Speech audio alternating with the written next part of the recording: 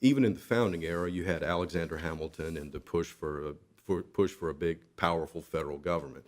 That goes through Henry Clay, goes through the Progressive era, through the New Deal, and so forth. But there's certain things that government should do and certain things that it ought not do.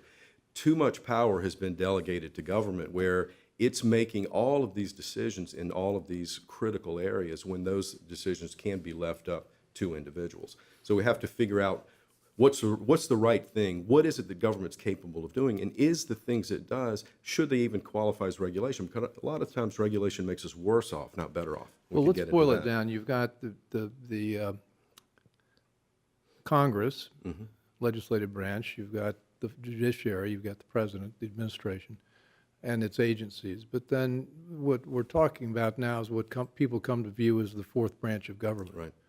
Because what's happening is Congress passes these laws, which really are not laws, they're sort of good intentions. And they write something called Dodd-Frank or the Affordable Care Act filled with good intentions, and then they toss it over to the agency and they say, you guys work out the details. Right.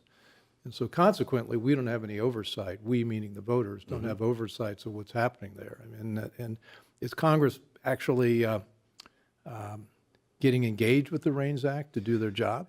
No, not at all.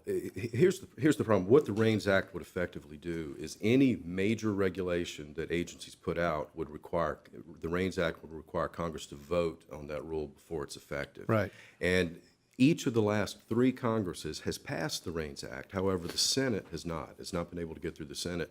Now in the new 116th Congress, there's no way that the REINS Act will go through Congress. So that's not our option right now. And later we can talk about what some of the other options are.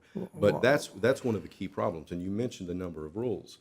Congress every year passes about a few dozen rules. This past year was over 200, which actually we didn't have gridlock last year. We had a lot of laws coming out of the Congress, but we had over 200. But meanwhile, even under Trump, you have over 3,000 regulations, which gets at your point of they pass a law, and then later on the agencies are implementing those, but these are unelected bureaucrats that we don't have any control over. So we effectively have one nation ungovernable.